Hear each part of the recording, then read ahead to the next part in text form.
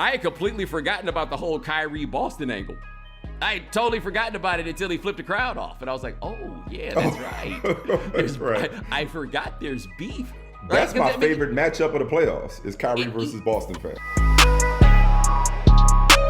Ladies and gentlemen, welcome to The Right Time. My name is Bomani Jones. Thanks for listening wherever you get your podcast. Rate us, review us, give us 5 stars. You only give us 4 stars. I'm inclined to believe you are a hater. Also, thank you for watching us on YouTube. It's that time of week where we have a guest join us, coming to us live from Brother From Another. Check it out on the Peacock Network. The man with the hairline that makes me the jealousest, Michael Smith. What's going on? I think your hair looks quite fantastic these days. You ain't got nothing to complain about no more. Your hairline jokes have expired with me now that you have gone this route. You're good. No, Michael. The hairline jokes expired for 6 weeks when they were putting that fiction in it. I need to crack open a bottle of Colt 45 and now be like, things are back to the way they were. Like that first time I sat down for one of these pro haircuts, and Buddy didn't even ask me if I wanted the fiction. He looked at my hairline and was like, you must want some fiction. Ain't no way in the world you trying to rock out with your own actual hairline. But then once you get on TV with the fiction for the first time, you got to ride the fiction all the way out. Yeah. I mean, did you feel good about it? Did you make peace with it? Dog, I don't be caring. Like, I've been living like as I've been living for whatever it is. You went home a long time ago. Yeah, look, here's my thing. You make fun of my hairline, okay. They put the fiction in, you make fun of the fiction.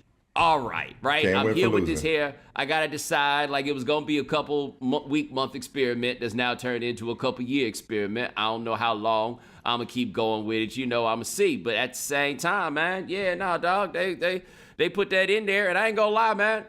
Some of it was looking fly. Like my barber, the homie Travis in Plainfield, New Jersey. I got to get the name of his shop because I recommend Travis all day long. Travis bring the heat.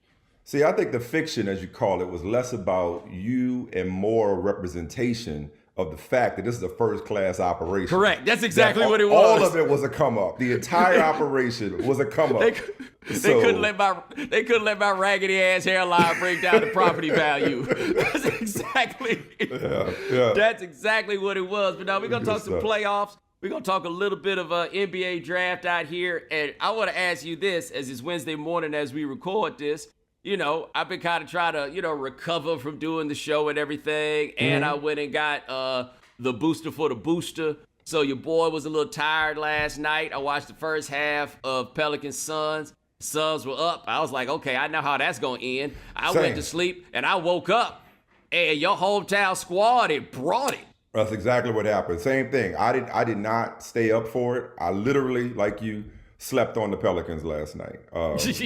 I thought it was going to be, typical Suns, especially in crunch time. They will close it out. Come to find out, Brandon Ingram and C.J. McCollum played the role of the Suns. This Devin Booker injury is crazy, though, because, wouldn't it be the most Chris Paul thing ever? That somebody else gets hurt? For an injury of some kind to somebody to derail his playoff run against all teams, his former franchise, the then Hornets, now Pelicans. Crazy. Yo, do you wind up touring on Chris Paul like I wind up touring on Chris Paul, where I do actually want him to win something because I think he's just such an incredible basketball player, but I also hate him as a basketball player in many ways. The whole hitting people in the nuts and just various shadiness that Chris Paul brings, but he's just so good. Yes, and he's a good dude. I like him as a person. Off the court, there are some things that he does that I'm like, damn, this really goes against my agenda with you, Chris, because I can't celebrate the point guard and then defend that at the same time. I'm like, oh, I ain't see nothing. Wait, what happened? But he want to win so bad. And I want him to win because I don't feel like hearing the people who try to delegitimize his greatness because he hasn't won a championship or his team hasn't won a championship. I'm not here for that again. Last year was a little bit of a break from it because at least he got to the finals, albeit they, of course, lost in 6. But the Chris Paul, he ain't never won thing just bothers me because, look, he ain't the best point guard ever, but ain't nobody done it better. Yo, to me, what solidifies him as all-time great, and not that him is all-time great, I don't think that was ever really in question. However, The Suns had missed the playoffs 10 years in a row. Now, they were getting to that point, like we saw in the bubble, like they were inching toward getting into the playoffs. But they just added Chris Paul to this whole thing, and they are the best team in the West. Like, with, this one loss they had, I expect them to walk through the West. I don't see anybody that's got it for them. Who got it for them? Not even Golden State? No. So here's what I think is interesting. I know it's just Denver, but. Yeah, but this is what I think is interesting about Golden State. One, if they were to win the West or win a championship, this core that they've had together, and I've talked about this for a while, but the core they've had together has been together for 9 years. That's hard. Like Draymond Green got there in 2012. Now, he really didn't become part of the core until the first championship year. But even still, I've never heard of a team that had, although I guess the Spurs would count because they kept that thing together. Yeah. But the Spurs still added Kawhi Leonard to get that last championship, right? That 2013, when they went to the finals in 13 and won it in 14, they added another guy. But we're talking about basically the core they had in 2013 being the core they have in 2022. And I don't think you can win like that, like championship level. Like, it's just, we're just asking for too much. And I'm scared to do this because I know how people get about this, but I need to remind people I came back last year and gave Steph Curry all the props for how he played, okay? Like, everybody, you can't say this is hating on Steph or anything. Steph Curry shooting 38% from three is not what we was talking about before. No. Like, Steph Curry shooting in the mid-40s is what made Steph Curry Steph Curry. If he's shooting 38% like he did in the regular season and 42 from the floor, then that's not the level of excellence that has made them championship contenders in the past. You know what I mean? Like, he's not going to have to play like he did in game 2 because it's unfair to ask anybody to play like that all the time. But you go need to see that Chris Paul a lot if they go win a championship. I think Steph Curry. Yeah, no, I got you. I think last year's Steph Curry is what we'll see in the playoffs. Really? Versus this season's Steph Curry. And that's based on nothing but faith, I guess. Because I hear you on what he's done this right. It was not a Steph Curry-esque regular season. But look, early in the season, when they got off to that great start, before Draymond got hurt, before Klay came back and found his legs, before Jordan Poole became whatever the hell Jordan Poole is right now, there was a lot of legitimate talk about, the Warriors, when they get Klay Thompson back, could really be scary, given that last year they were great defensively. This year they had the number 1 defense in the league. The year was funky. Injuries, people in and out the lineup, everybody had those problems, but the Warriors specifically, it was funky. Now, look, the thing that does it for me is the Jordan Poole factor. I don't know that this dude is a 30-point per game scorer, but he's something. And you add that to what they already had with Klay, with Steph, and defensively, they're a damn good defensive team. Look, if you want to pick the Suns, I don't blame you for picking the Suns. I'm not arguing that the Suns aren't the smart pick out of the Western Conference. But it's just, it's funny, I had this conversation the other day. When you say they gonna walk through the West last night notwithstanding, that's the part that I'm like, ooh. Walk. They are so even much Memphis. better. Now Memphis looked a lot better on Tuesday. I wouldn't have said really this after game 1. I would have said this. I would have said Memphis had something for the Suns after the regular season, going into the playoffs, and now today, conveniently, but not after game 1. Here's why I say walk, though. I think I don't know why we're not doing this for Phoenix, but that going to the finals last year thing means something. Like, they played this year like a team that went to the finals last year. With that improved confidence, that sense of purpose. They came like back all better. of that. Yeah, that's what they did. My thing with the Warriors, again, talk about Klay Thompson. And people, I don't know why people are mad at me about this. I don't know how well Klay Thompson is playing defensively this year. Like, I haven't watched them closely enough. I just know that people were betting on the idea that a dude coming off an ACL tear and an Achilles was going to continue to be that defensive guy, right? Klay Thompson has always been a very good defensive player, but he was not Kawhi Leonard. He was not Draymond Green. It wasn't that level of. There's a reason why he had made no all-defense teams, right? Not because he wasn't a good defender, but there is still an echelon of playing defense that Klay Thompson, I think, was short on. But, Mike, this year, Klay Thompson, 38% from 3. Yeah. Like I'm just saying that those numbers in shooting threes are pretty good. But what made them champions was those numbers being excellent. And I could be wrong here, okay? I'm willing to acknowledge this. Yeah. But when we start saying, I don't know, man, that Jordan Poole changes things, I feel like we're reaching. I can't help that he putting up 30, albeit against the Nuggets, but I mean 30 in the playoffs is 30 in the playoffs. I'm saying, look, okay, 38% and whatever Clay shot this season in whatever number of games he played once he came back. Whatever Steph shot this season, and it's as prolonged a slump as I can remember him having shooting wise. That's over the course of an 82 game season. When you talk about in game 2, dudes scored 34 in 23 minutes. The fact that they're capable of going nuclear at any moment is enough for me to fear them in a series. Yeah, I'm with you. It's enough for me to believe that they could win 4.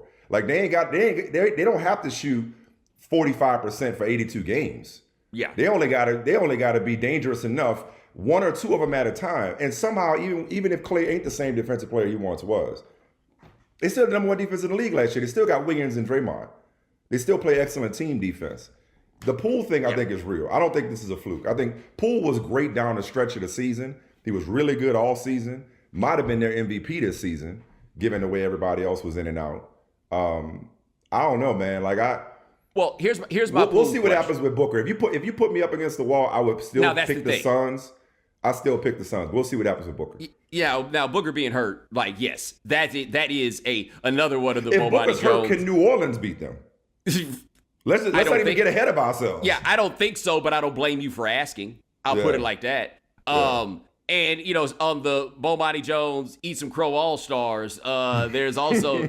Well, the thing with Devin Booker, I wasn't nearly as hard on Devin Booker as people gave me, the Phoenix people knocked me for being. What I said was, it was right after he didn't make the All-Star team. And every year Devin Booker doesn't make the All-Star team, people act like it's some great travesty against basketball. And I was like, yo, he's a really good player. But at least at that time, I think it was a fair point to make. I didn't think he was a game-changing player, right? Like the idea that, oh my God, Devin Booker's not here. Like you look up and down the rest of the list, and I'm like, okay, so which one of these guys is supposed to be taken off for Devin Booker? Like I never do all-star snubs for that very reason. Yeah, but that was my point, was that. Yeah. I wasn't trying to shade him or insult him, but of course, Phoenix fans who ain't had a goddamn reason to be happy in 10 years at that point, right? Yeah. Like they all pop up and there's like, oh, apologize for what you said about Devin Booker. Now, what he did in the playoffs, this is what I do say about Devin Booker, is I don't think you want to be in a situation where Devin Booker is the best player on your team, right? Like he's the tricky guy where I don't think you want him to be your best player, but there aren't that many players who are better than him. Mm-hmm. I'm trying to think, Carmelo Anthony's a great example of a guy like that, right? You probably don't want him to be, you probably didn't want him to be your best player, but how many people are better than Carmelo Anthony, right? But you put Devin Booker out there with Chris Paul, and what Devin Booker is that you need is, oh, we need a bucket right now? Yeah. Give me a second. I'm going to go out here and I'm going to get us a bucket.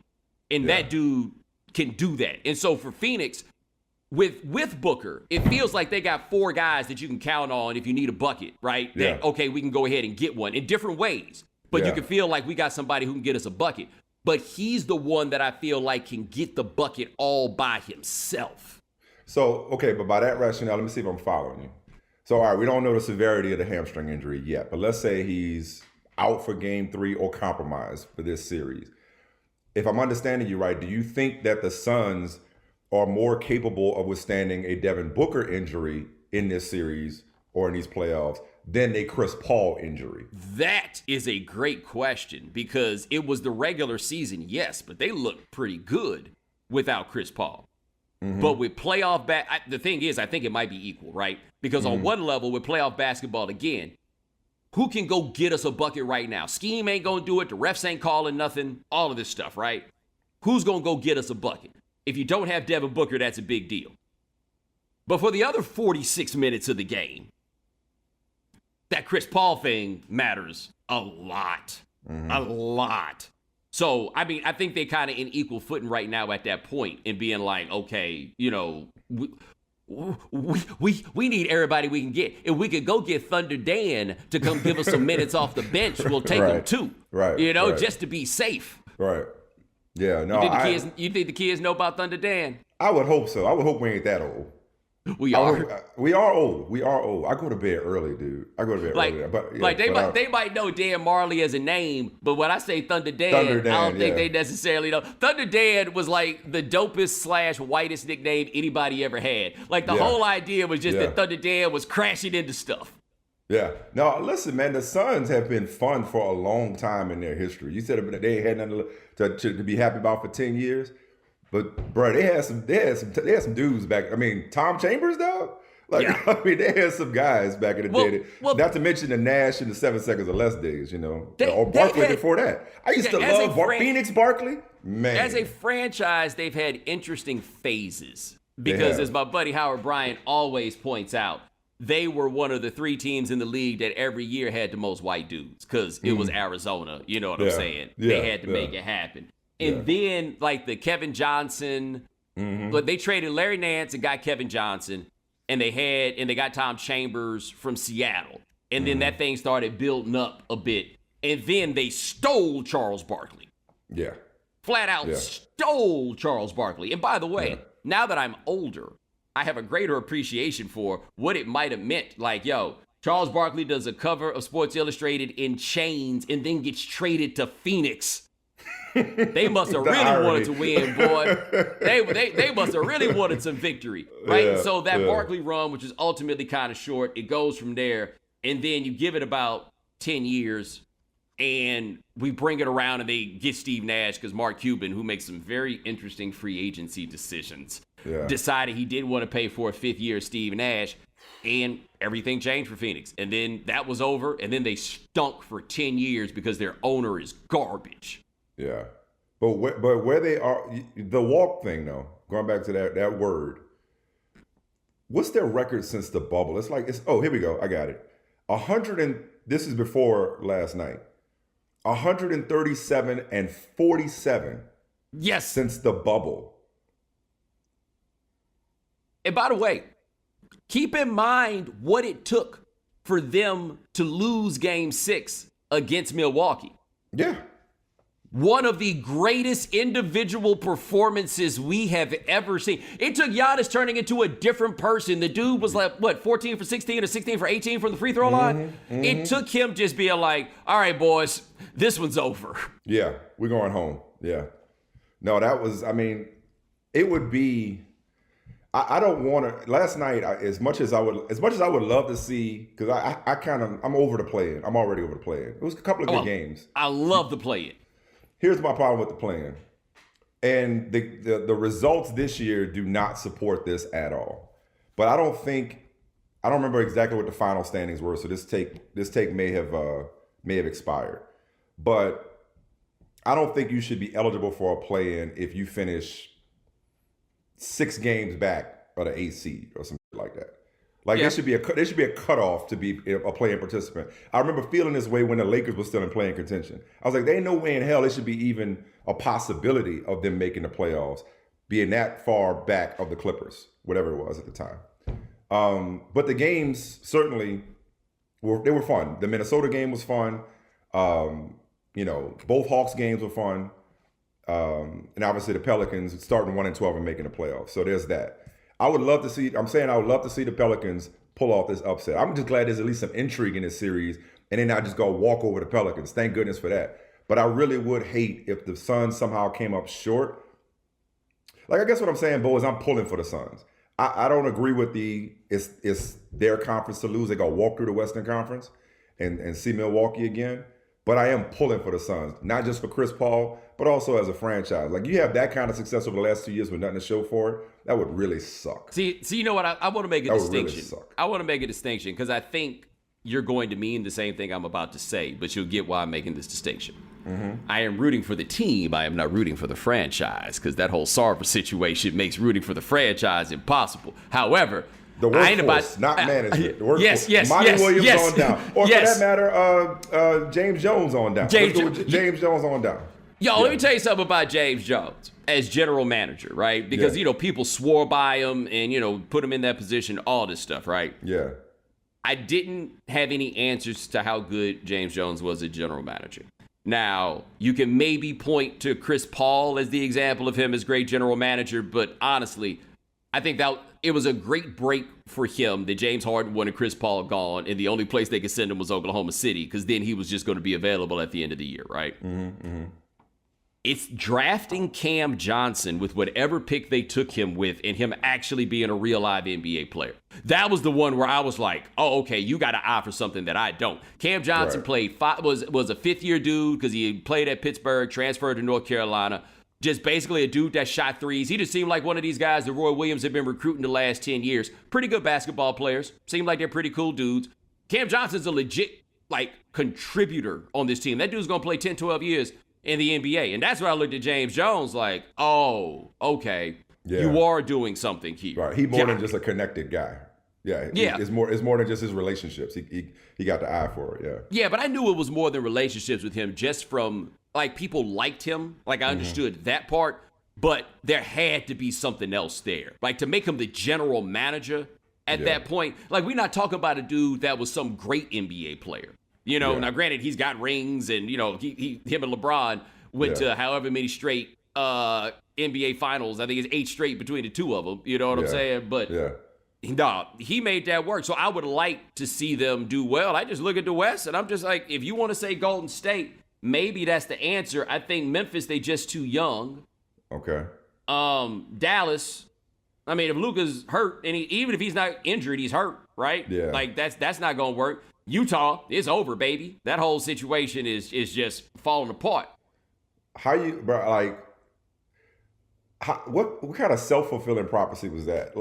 You go from it's just there for you. Again, no disrespect to Dallas. They've had a good team aside from Luka this year. But you got Luka Doncic hurt and you lose to Jalen Brunson? Good player, really good player. He gonna get paid.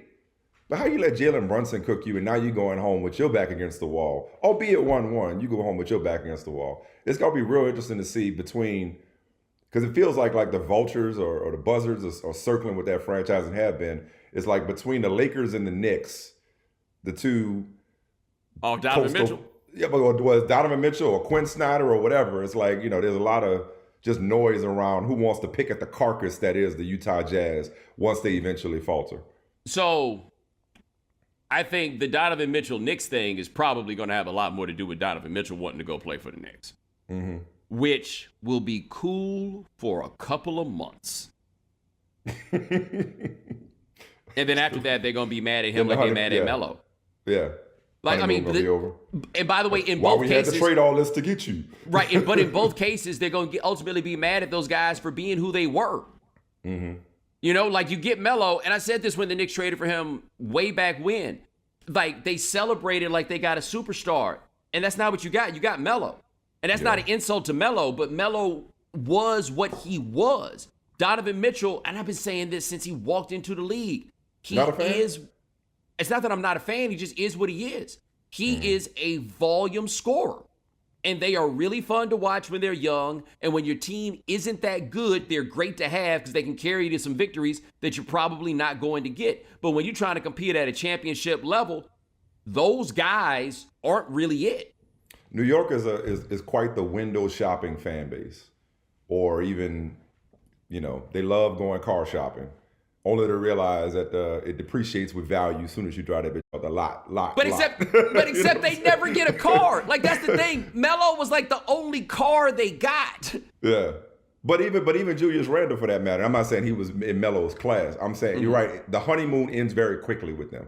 They want a star. They want somebody to pick them. They want to upgrade from what they already got. And as soon as that person comes, it's oh, I just got regular old crackers. I thought it was a Ritz, Yeah. Well, the thing with Julius Randle was he made the mistake of being the best player on an overachieving team. Mm-hmm. He was always Julius Randle. There was never any difference about what he was, but they had a really good season that made people feel good, and then they came back out here this year, and it didn't make them feel good. But I'm telling you, when they get a guy, I thought that Dame Lillard was going to wind up being the guy, and if you notice, Dame Lillard is starting to talk a lot more of that. I mean, I'm not going to ask for a trade. Right. But if they traded me, if they I wouldn't stand in the way. Yeah, exactly. He'd get passive. Little Russell Wilson-esque, Yes. like, look, hypothetically, here are the teams to which I would go to if you wanted to trade me. With my no trade clause, if you wanted to trade me, But the after last postseason, I had a couple agents tell me this, that players saw the Garden and they wanted to be a part of that. Okay. Like they wanted to, if you are that type and you want to be that guy, and the league is full of dudes like that, it's waiting on you. And they're not demanding a championship. Like that's where I think the Knicks fans are getting a bad rap at this point. They get excited and start thinking they might win a championship. You know what I'm saying? But they're not like, we got to win a championship. They just want to be competitive and good and have an enjoyable product. And that's what they haven't had. They just want hope. They want to not have to go to these games and celebrate 72 and 73. Yeah, give them something. Give them something. They want the best players to not be the retired dudes sitting courtside. Right. That's what or how about this? Just give them something fun to watch. Yeah. Like in the end, I think that most fan bases, right? Like, everybody wants to win, but the championship, look, no matter what, in any given year, some team hasn't won a championship in 30 years by definition. Like that's just how it works. People by and large want a team that's enjoyable to watch. Like, if I'm going to spend 2.5 hours doing this, it's got to be fun. So, like, I talk about this. This is a somewhat now obscure example, but I think you'll feel me. When I was living in North Carolina, and this dude Herb Sendek was coaching North Carolina State. Herb had 4 years down, and then he kind of picked it up. They were going to the tournament consistently. They made it a Sweet 16, and the fans didn't like it. And people were like, "Oh, State fans aren't happy with the results." I'm like, kinda. What they're really not happy with is watching that boring Princeton offense. Like when you're winning, you'll take it. But when you lose and you don't like what it looks like, and you'll get anything out of it. Like, have you ever heard a Memphis Grizzlies fan complain because they didn't win a championship with Zebo and Tony Allen and Marc Gasol? They had an identity. They had a culture. Yeah, absolutely. Yeah. That's what people want first and foremost. Yeah. Then they give you something to root for, and if they can't get over the top, you're like, okay, man, but we had a good time along the way. We had some memories. Yeah. And I think Knicks fans really just want something to watch. I mean, look, you can go back to the 90s Knicks. That's exactly what they were. Memorable, disappointing, a lot of heartbreak, but as time has gone on, they look back quite fondly. How you see the East playing out? People don't always realize that physical symptoms like headaches, teeth grinding, and even digestive issues can be indicators of stress. Sleeping too little, sleeping too much, undereating, and overeating. I deal with a little bit of stress too, man. It's a lot of work that has to be done every day. I normally feel it like in my body, just tightness, stuff like that. Now, in a world that's telling you to do more, sleep less, and grind all the time, here's your reminder to take care of yourself, like I do with doing yoga and with getting into therapy.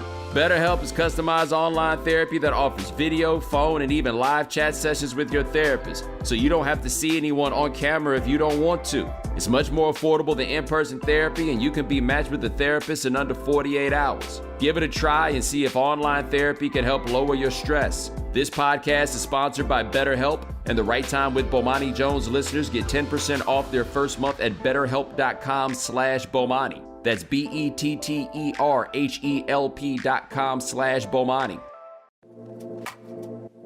Cutting the price of your wireless bill feels good, really good. Actually, it feels great. You should try it. So cut your bill by switching to Straight Talk Wireless. Now offering our $45 Silver Unlimited plan. That's unlimited high-speed data and 5 gigabytes of hotspot for just $45 a month. Get nationwide 5G on America's largest, most dependable networks. So why pay a whole lot for your data when you can get unlimited for a whole lot less? The $45 Silver Unlimited plan from Straight Talk. Straight Talk Wireless. No contract, no compromise. At 60 gigabytes, we reserve the right to review your account for usage and violation of Straight Talk's terms and conditions. A month equals 30 days. See terms and conditions at straighttalk.com. 5G capable device required. Actual availability, coverage, and speed may vary. Because it's finally Wednesday. I'm just happy we get to see game 2 of Nets Celtics. Finally. That took too long to get to game 2. Damn. I was talking to my buddy Nick about this, and Nick is like, he doesn't think that the Bucks are going to have a series that goes longer than 5 on the East side. And I do wonder why we don't assume they're going to win it all. Like, I think it's going to be Milwaukee, Miami in the conference finals. And I just, walking over Miami, man, you're going to have to be ready to fight. Like, that's just what that's going to come down to. But I think it's those two teams. But I'm with you there on Nets Celtics. I had completely forgotten about the whole Kyrie Boston angle. I had totally forgotten about it until he flipped the crowd off. And I was like, oh, yeah, that's right. That's right. I forgot there's beef. That's my favorite matchup of the playoffs is Kyrie versus Boston fans. Well, first of all, and you live closer to it, you just looked up one day and the Celtics were playing better than anybody in the East. Yeah. Listen, that's the only team, with all due respect to Jimmy Butler in Miami, because you're right, you're going to have to kill them. That's the team in the East that gives me the most pause. I guess that would be if the Bucks are to the East with the Suns are to the West, which is an inevitability, and we're looking at a rematch. Just like the Warriors give me pause in the West, it would be the Celtics in the East. I said before the series, in Game 1, I felt good about not taking a firm stance on that series. I was like, the only thing I can't see in that series is a short Nets win. Right. I could see it going the distance with either team winning, or I could see the Celtics winning in 5 because they're that good. And they might get Robert Williams back this series, I was hearing yesterday. Yo, here's my thing. Shout out to you, Brad Stevens, for looking around and realizing, now my time is up. Right. Somebody else needs to be doing this. Like, I've gotten gotten this. Great example of self-awareness right there. Yeah. I've gotten this as far as I'm going to be able to get it. Because I think Brad Stevens is a great coach. But I think that there was a limit to where he was going to go with those guys at that point. Like, how much they were going to listen to him, how much they were going to push past, all of that. And so they went and brought in Ime Udoka. And look, man, I'm assuming that Ime is, like, highly respected in the NBA. I really am. But we always talk about how it is that you got to come in and, like, you know, earn credibility and respect from the team as a coach. Yeah. Hey, man, you walk in the door and be like, y'all know I got kids with Nia Long. Oh, y'all didn't know I had kids with Nia Long. That's right. I got kids with Nia Long, and I've been keeping that on the, like we ain't hiding it, but it's on the low, baby. Right? I was just a dude on the Lakers. You probably didn't even know I played for the Lakers, and I wound up with kids with Nia Long. Whatever you say, Coach. Tell me more, Coach. Clearly, you understand something. Let me tell you something. We talk about grading hires. I ain't need to know nothing else about my man. That's all I need to know. Like, I damn near wanted to buy Celtics season tickets just to be in the vicinity. You know what I'm saying? With all due respect. But no, man, like he has done a masterful job. Because listen, man, it's not like Stevens was a bum. It's not like they just needed. They could have kept going. They could have stayed the course and probably still been competitive. But for him to come in and be exactly what they need when they needed it, and to flip that switch the way they did this defensively, especially this calendar year, bro, that's the one. I like the Bucks in the East. Don't get me wrong, but I think the Celtics could really, really push them. I'm sorry. They needed somebody to do a very interesting dual trick to get Tatum and Brown to play more like stars. Mm-hmm. And to share more. Yeah. That's a hard thing to do at the same time. Yeah. With two guys. With two of them. Yeah. And you know what he did? And Marcus Smart won Defensive Player of the Year. You go, and defensive metrics in the advanced stuff can be kind of tricky, but they also do typically plot out pretty well to the people that we think are, good defenders. Mm-hmm.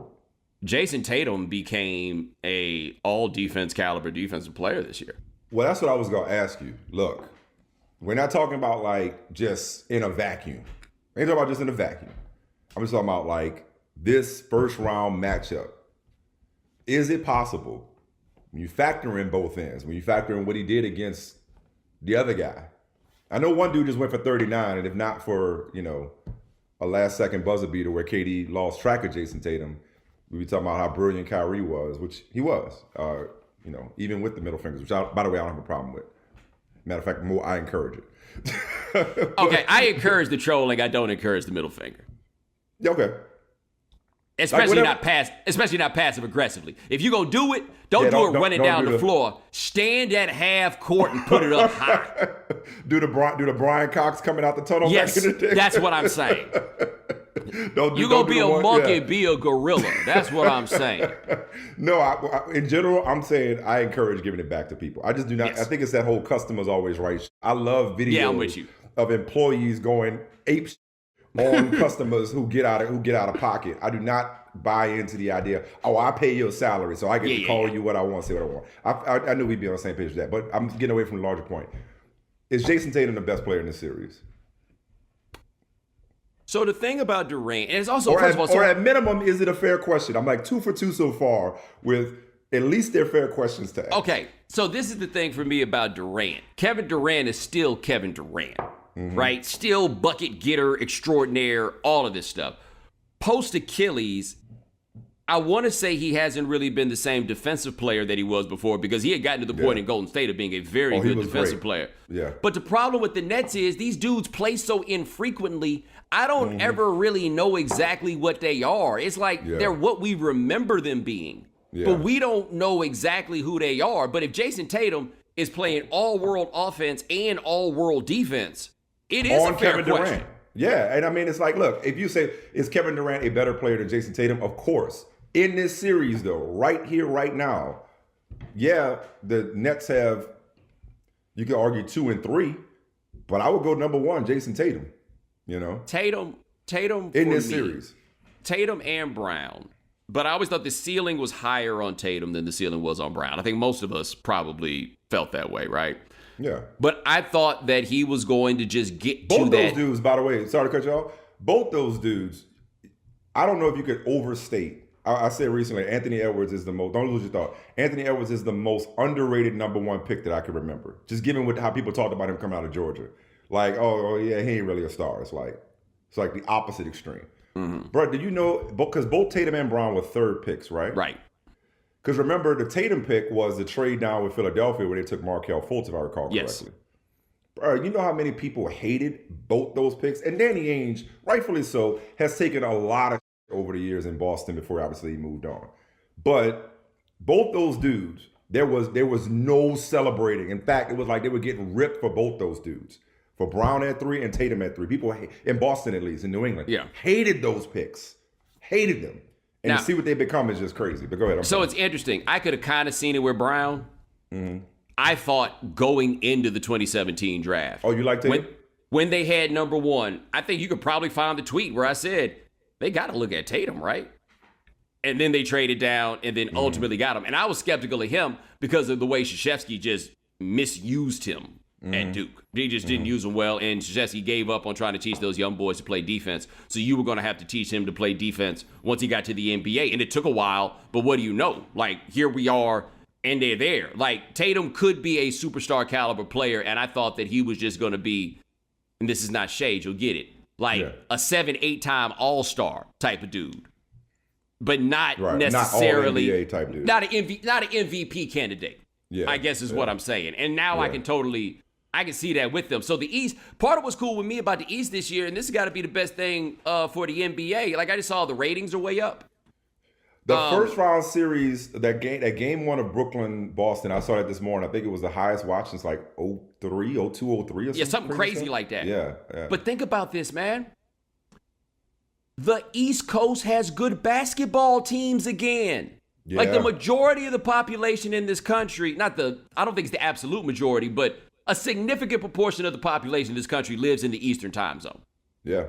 Right, period. That's just what it is. This is where the people are. There were 10 teams in the East this year that were over 500. Like, after, 25 years of mediocrity for an entire conference, the East is back. Yeah. Like, to me, in terms of, and I hate all these people that are always so worried about, like, the business of the NBA, because it always comes across to me as concern trolling. But best case scenario for the NBA, and this is really what it was in the 80s. Strong teams in the big cities in the Eastern Conference. Exactly. And a couple of really good teams in the West. Yeah. Preferably the Lakers, right? Well, because I'm glad you said that about the East, because it was the markets. It was Boston, it was Philadelphia, it was Chicago, Brooklyn. If you want to go back to the New York market. Detroit back when Detroit meant something different. Back when Detroit was a top 10 market. Yeah. And don't forget, Washington was pretty decent for most of the decade. Milwaukee, of course, not the biggest place, but like Milwaukee was a great team of those times. Like in terms of numbers, they got good teams where the people are again, which hadn't been the case. Yeah. And then you go to the West. Phoenix is one of the 10 largest cities in America. I'm not sure where it is on market stuff. The Bay is a top 5 market, and they're back in a place of being relevant again. Dallas is huge. They're in a place of being relevant and got a superstar that people care about. Like, a few things have just bounced right now. And so if they get these numbers, I talked about this on Game Theory. It's the best thing for the NBA right now. There's no LeBron James sucking all the oxygen out the air. Like, it's not, man. I don't miss it's not him his at fault. all. Some of it's not his fault. Some of it is, right? Like, Yeah. he has not figured out how to be elder statesman. He still wants to be the hippest dude out here, right? And it doesn't make room like a Tom Brady has, where all these younger stars have flourished while Tom Brady was getting older and still very good, because Tom Brady doesn't demand that everything still be about Tom Brady. Is that him or us? It's a Come on, combination. LeBron. It's a combination. He is clearly addicted to the attention, and it's understandable because he's had so much of it for so long. But we give it to him. But the league decided 10 years ago all the coverage was going to be LeBron. It's like people looked up, and I don't blame them. They looked up in like 2009, 2010, and they're like, yo, this is what happens when we talk about LeBron. This is what happens when we talk about something else. So how about we talk about LeBron all the time? Right. And then it got boring. Yeah. Right? And so we had a brief respite where the Warriors emerged after LeBron went to Cleveland, and then LeBron was doing stuff like taking 2 weeks off for vacation in the middle of the season, and it became about the Warriors. Yeah, and then it became about the Warriors, but then once LeBron got him coming back from 3-1, we was never going to disrespect LeBron like that again. Kevin Durant goes to the Warriors. Now the regular season is treated as irrelevant. A team won 73 games and didn't win a championship, and then they added one of the 2 best players in the NBA. What are we even here paying attention to, right? But now we got no LeBron, and I think people are going to see all these stars that are out here, all these great players. Because where the league is bothering me, like I think about this with my man Jokic. Like I don't know where you are on Jokic, but I'm a believer, right? Oh hell yeah! I don't think it's a question that he's MVP, and I don't give a damn what happened in this series. But you think about this, right? I work. This is obviously with ESPN now. You worked here. You remember it used to be, man. Sometimes it was like, hey, this is the guy we gonna talk about now, right? Oh, the so LeBron like thing that you just said. What you just said is it had happened in the halls of ESPN. Like LeBron, absolutely. Talk about LeBron, ratings go up, 100%. Yep. Yes. But there would be a guy like Jokic. If somebody wanted Jokic to be that guy, it'd be walking in. What did Nikola Jokic do tonight? Right? Like we'd be doing this coming out of every break. Nikola Jokic. Like I think about back in the 90s. You remember Hideo Nomo? Yeah. Right. Yeah. When Nomo's thing was cracking, it was like, yo, the people that covered sports were like, every Nomo start was an event. Hideo Nomo, dude come over from Japan, like all of this. It was an event. If we treated another Jokic game as an event, like Jokic and Embiid, we need to be treating this like it's Elijah Wan and David Robinson, or something like that. Like it is an event. And I think that's the habit that we got out of in coverage, is looking at these other guys and not just appreciating and enjoying them, but treating what they did as events. Like Nets Celtics, we got something that feels like an event.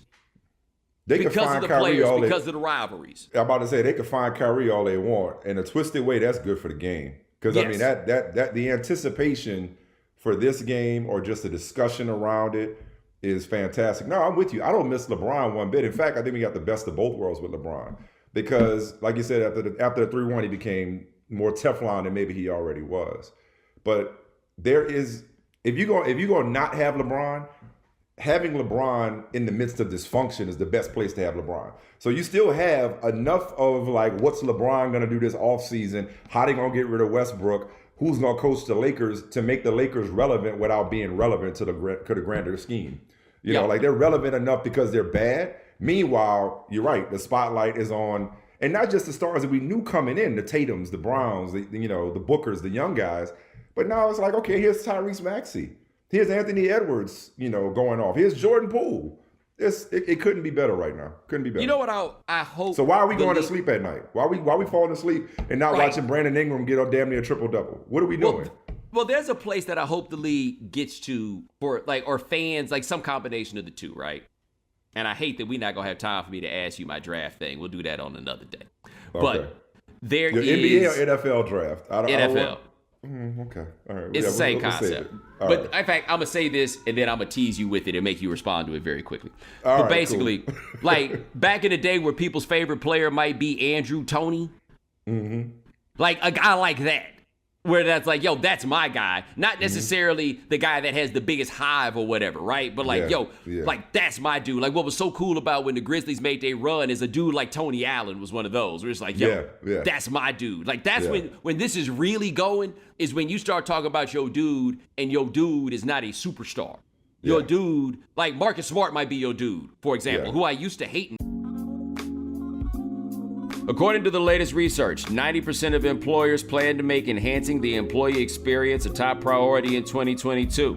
After all, a happy workplace is key to attracting and keeping great employees, such as allowing for more flexibility in work schedules. And if you need to add more employees to your team, there's ZipRecruiter. Their matching technology helps you find the right people for your roles fast. And right now, you can try ZipRecruiter for free at ZipRecruiter.com/Bomani. ZipRecruiter uses its powerful matching technology to find and match the right candidates up with your job. Then, it proactively presents these candidates to you.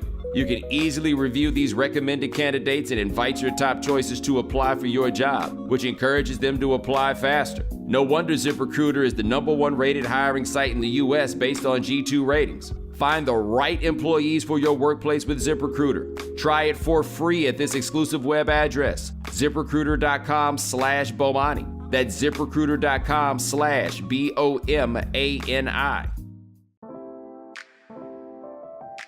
Support for this podcast and the following message comes from Supercuts. Let's face it, life is busy. Between work and family and more work, our to-do lists have a way of getting longer instead of shorter. Luckily, Supercuts is here to make at least the haircut part of life easy. Supercuts is perfect for people who need a haircut, but don't have a ton of time for a haircut. No more scouring the web for salons with availability. You can use the Supercuts app to find the location nearest to you and check in, or just walk in. Another bonus? The salon shows estimated wait time so you know exactly what you're in for. That way, you're only in salon when you need to be. Don't expect to stay for a while. As for the cut itself, it's always super solid thanks to Supercuts' highly trained stylists. Get in, get out, and get to that thing you needed a haircut for. Whether you've got a big presentation coming up, or a wedding, or just need some upkeep, Supercuts makes getting a haircut effortless. It's not just any haircut, it's Supercuts. Check in now on the Supercuts app or on supercuts.com. NFL Draft. I called for the abolition of the NFL Draft on Game Theory. Okay. It's unfortunate it's wage suppression. I'm sure that word was not accidental. Why are you abolishing the NFL Draft? First of all, I was like, guys, I don't know if we should say abolish. And they were like, no, abolish. I'm like, oh, okay, cool. Okay. I was just like, get rid of the draft. I feel like it said the same thing. Thank you for the background on that. Yeah, but no, it's wage suppression. Like, I mean, it just holds down the money for the players. That's the only purpose of it. And then what they did is make a television show so that the dorks could get out here and have something to enjoy. Oh, yeah, I knew you wouldn't be offended by it. I just need to make sure people understood you were the guy. And, you know, and all this. But, what if I propose this solution to you, Michael Smith? Like, we had a facetious one we proposed on the show, but this is a real solution. NFL signing day. Okay? But if you want to keep the, like, competitive balance nonsense there, give teams allocations in line with their finish. So Jacksonville would have the highest draft allocation, so forth, up and down the line, and then make these dudes go out here and sign players, and then on one big day, everybody faxes in their contracts, faxes in their letters. The hat. Yeah. Yes. And you can still have all your stuff where you get to watch them dudes jump around in their draws. You still got all your magazines and everything that you can still go through. And cats now are more likely to get the money that they deserve instead of their wages being suppressed because cats like you insist upon a draft. So, listen, I enjoy the draft. I don't insist upon it. So, there we go. No surprise that you went from an economic perspective, and I respect it. And I could see that. I could see that alternative as being entertaining. Whatever gets these guys to free agency quicker. I don't know if there's a way, and if there's, maybe there's something that the next CBA where is there a way to instead of it being a 5-year contract for first round guys or 4-year contract for second round guys, can it be 3 years of being cost control, something like that, where they don't have to sit there and scrub their social media, and get trolled online because, oh my God, the most dangerous weapon in the NFL, God forbid, wants another contract when all those other wide receivers getting paid out the ass. So I'm with you that there needs to be a better, more equitable, fairer system for the workforce. No question about it. And a signing day would be cool. Because, I mean, if you have a proportionate draft allocation based on finish, in theory, no pun intended, in theory, that's not much different than just inverse order of standings. And you got to go out and recruit. Because it's funny. I talked to Desmond Ritter the other day, and I asked him this question because I was curious about it. But I was like, unfortunately, I even said to him, unfortunately, you don't get to choose where you go. But when you're we know all about Desmond Ritter from Cincinnati and his resume. Leadership, maturity, processes information, all that kind of stuff, competitiveness, blah blah blah. Got all the intangibles. I'm like, what are you asking them? What are you looking for in an employer? And it's really unfortunate because when you and I are in job interviews, I know you as well. Like, you're not at this point in your career, you're not going in just trying to say what they want to hear and be the person that they want. Like, no, I'm working with you, not for you. So what are you bringing to the table that can make me the best version of Bomani Jones? So likewise, I wish the players did have a system in which the teams had to sell themselves and you didn't have to be subjected to somebody else's dysfunction. Because what saddened me, as much as I love the draft, and I love it from a team, you know why? I mean, for those that don't know, but I'm a dork when it comes to building teams and the process of scouting and evaluating and constructing rosters. But how many people's careers have been just simply derailed because somebody called their name? The wrong team called their name. That's sad. It's legitimate. I'm not using this word loosely. It is sad to me. That's because real. How many situations have you been in? Have I been in? Have anybody in any walk of life been in where it's like your circumstances prevent you from being the best version of yourself that you can be? Yeah, that's real talk. So you get all these people that we call busts. Well, where did they go? Who coached them? What did they have around them? Is it their fault? Or somebody that's great? Well, he was lucky that he was drafted later by a better team. You know what I mean? So even these quarterbacks coming out this year. So all the talk about Malik Willis from Liberty and how he's got this upside, but may not be ready right away, blah, blah, blah. If he goes to freaking Matt Rule in Carolina, or even Justin Fields last year, already on coach number 2, as opposed to if Desmond Ritter goes to Pittsburgh,